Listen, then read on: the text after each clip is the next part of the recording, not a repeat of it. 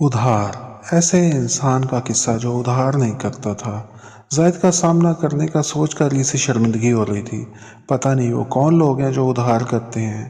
میں تو مر جاؤں پر کبھی ادھار نہ کروں۔ 6 ماہ کے لیے اب آپ چل نہیں سکتے۔ اس نے سوکھے بازوؤں کے مسلز کی نمائش کی تو سب ہنس پڑے۔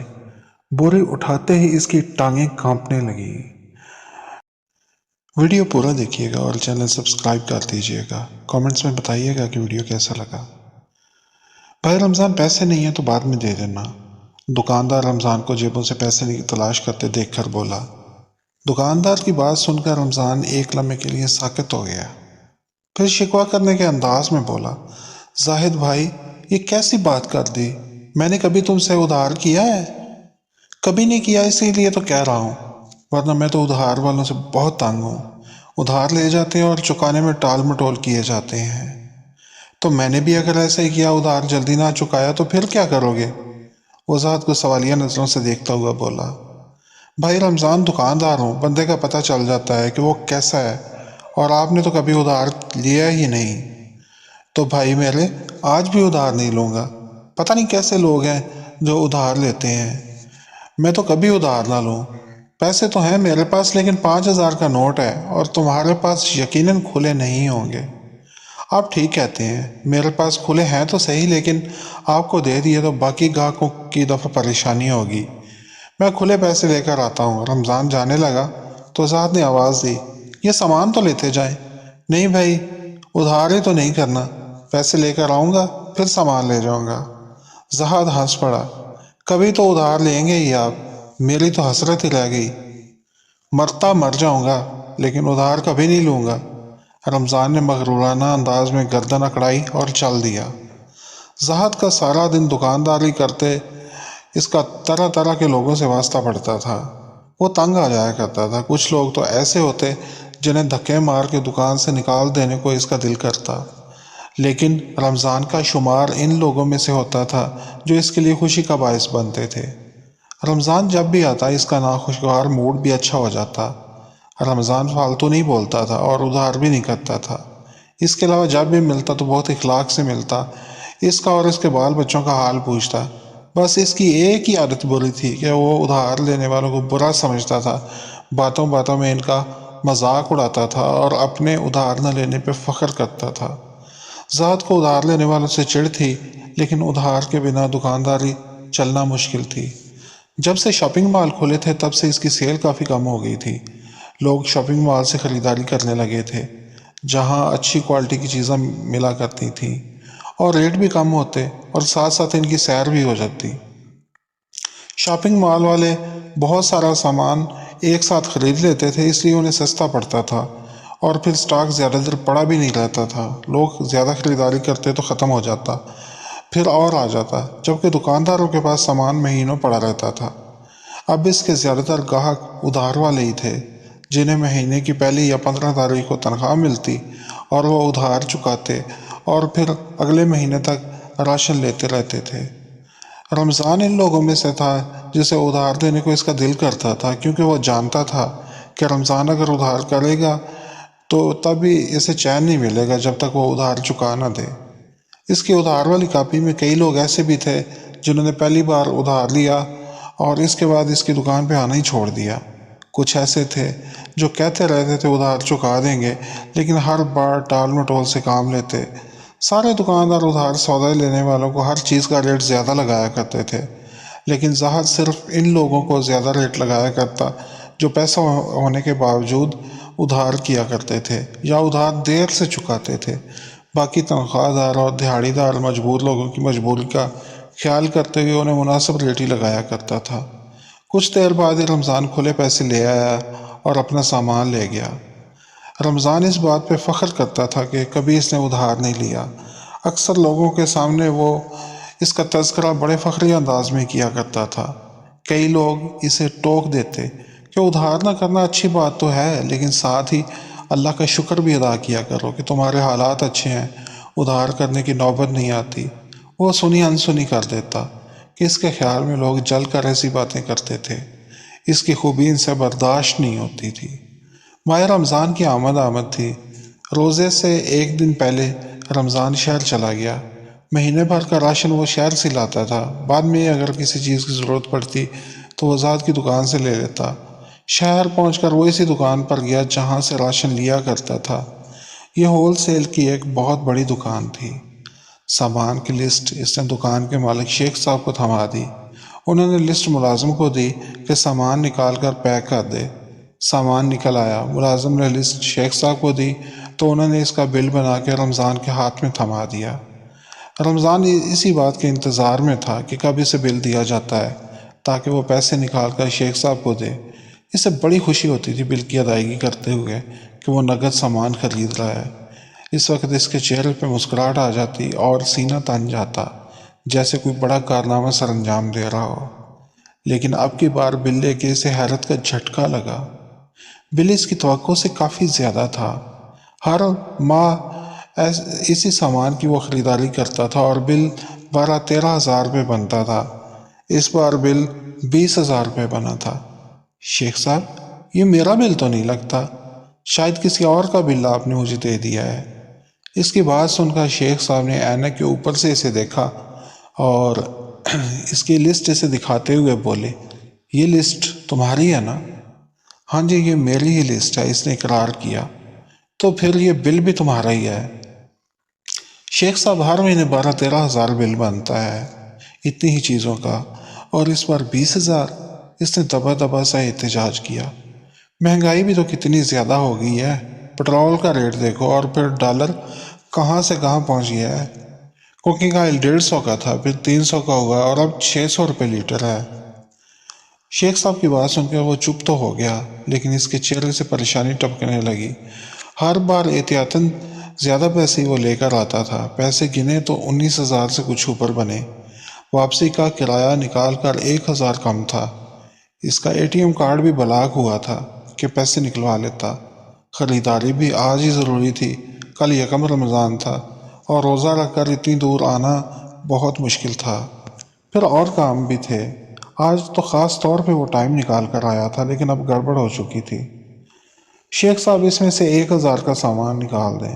کیوں، کیا ہوا؟ شیخ صاحب، پیسے کھلے نہیں ہیں۔ یہ کیا بات ہوئی بھائی؟ ہمارے پاس کھلا نہیں ہوگا تو اور کس کے پاس ہوگا؟ میاں محلے کے کسی کریانہ کی دکان پہ نہیں کھڑے؟ شیخ ٹریڈرز ہے یہ، ہول سیل سٹور۔ کتنے کا کھلا چاہیے؟ ابھی دیتا ہوں۔ شیخ صاحب کی بات سن کے وہ اور پریشان ہو گیا۔ اچانک کیا جانے والا بہانہ بھی کام نہیں آیا تھا۔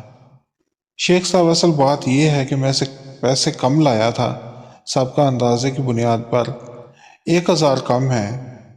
اب تو بل بن گیا، بار بار بل میں سے کٹنگ نہیں ہو سکتی۔ ایسا کرو 1,000 اگلی بار دے دینا۔ ادھار؟ اس کا دماغ گھوم گیا۔ یہ کیسے ہو سکتا ہے کہ وہ آج ادھار کر لے؟ اس کا تو ریکارڈ ٹوٹ جائے گا، اس نے تو کبھی ادھار نہیں کیا کسی سے۔ شیخ صاحب، ادھار تو میں نہیں کروں گا۔ اچھا میاں، تو پھر پیسے دے دو، ادھار نہ کرو۔ یہ کہہ کر شیخ صاحب دوسرے گاہکوں کے ساتھ مصروف ہو گئے اور وہ کوئی راستہ سوچ رہا تھا جس سے ادھار سے بچ سکے۔ ممکنہ حال یہی تھا کہ سامان کم لے جائے، لیکن شیخ صاحب بل میں سے کٹوتی کرنے پہ آمادہ نہ تھے اور بار بار انہیں کہنا بھی اس کی انسلٹ تھی۔ ارے مختار آیا نہیں ابھی، بوریاں نیچے پڑی ہیں، انہیں اوپر گودام میں پہنچاؤ، کوئی آ گیا تو چالان ہو جائے گا، شیخ صاحب نے اپنے ملازم سے کہا۔ اس کی نظر سامنے پڑی دکان کے آگے کچھ بوریوں پہ پڑی۔ شیخ صاحب، مختار نہیں آئے گا، اس کا فون آیا تھا، اس کی بیوی کی طبیعت ٹھیک نہیں۔ ارے تو اب کون رکھے گا، تم رکھ دو یا کسی سے کہہ دو، پیسے لے لینا، شیخ صاحب نے ملازم سے کہا۔ تو وہ بولا، شیخ صاحب میری صحت دیکھیں، مجھ سے تو بوری ہلتی بھی نہیں اور باقی بھی سیڑھیوں سے اوپر بوریاں نہیں لے جا سکیں، یہ تو مختار کا کام ہی ہے۔ شیخ صاحب بوریاں میں رکھ دیتا ہوں، کتنے پیسے دیں گے آپ؟ اس نے شیخ صاحب سے کہا۔ رمضان کے ذہن میں ابھی یہ بات آئی تھی، اس طرح ہونے والی کمائی سے وہ شیخ صاحب کے پیسے چکا دیتا اور ادھار سے بچ جاتا۔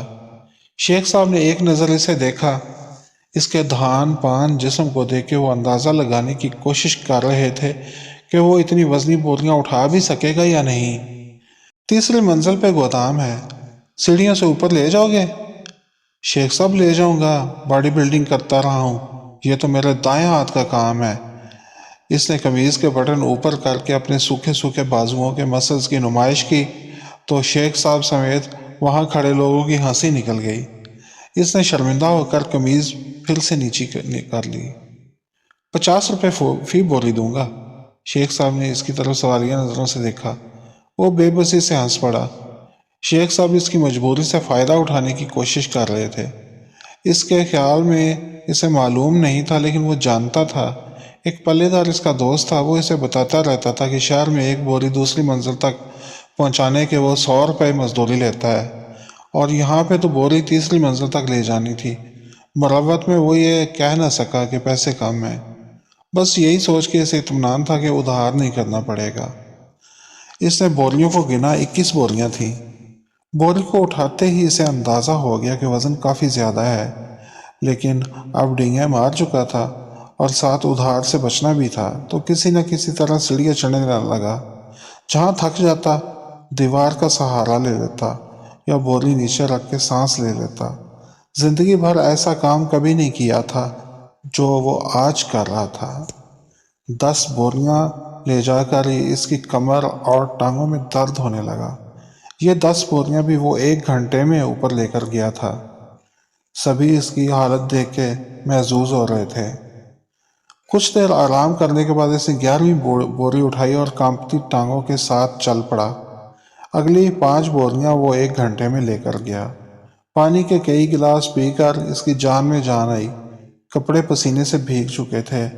اتنا وہ تھک چکا تھا کہ اسے کسی کے ہنسنے یا مذاق کرنے کی پرواہ نہیں رہی تھی۔ اس کا دل کرتا تھا کہ جلدی سے گھر پہنچ کے بیڈ پہ لیٹ جائے اور سویا ہی رہے۔ باقی 6 بوریاں بھی کسی نہ کسی طرح وہ اوپر لے گیا، لیکن اس کی حالت کسی شرابی کی مانند ہو رہی تھی جو نشے سے جھوم رہا ہو اور قدم دائیں رکھے تو بائیں پڑتے ہوں۔ سیڑھیاں اترتے ہوئے اس کا پاؤں سلپ ہو گیا اور وہ پھسلتا ہوا نیچے آن گرا۔ چوٹیں لگی تھیں، لیکن ان کے درد پہ تھکن حاوی تھی۔ اس نے اٹھنے کی کوشش کی تو پاؤں میں شدید درد ہوا، شاید موچ آ گئی تھی۔ جیسے تیسے اٹھ کے شیخ صاحب کو ادائیگی کی اور سامان رکشے میں رکھ کے وہ بس سٹاپ تک پہنچا۔ اس کے بعد گھر پہنچنا اتنا مشکل نہیں تھا۔ پہلوان کو پاؤں دکھایا تو اس نے بتایا کہ پاؤں کی ہڈی فریکچر ہو چکی ہے اور اسی حالت میں چلنے سے پاؤں اور زیادہ خراب ہو چکا ہے۔ مزید کئی دن اس کے ہاسپٹل میں درد سے تڑپتے ہوئے گزرے۔ آپریشن کے بعد پلاسٹر لپیٹ دیا گیا۔ اسے اس بات کی خوشی پھر بھی تھی کہ ادھار سے بچ گیا تھا۔ ڈاکٹر نے 6 ماہ کی بیڈ ریسٹ بتائی تھی اور اب وہ 6 ماہ کے لیے بیکار تھا۔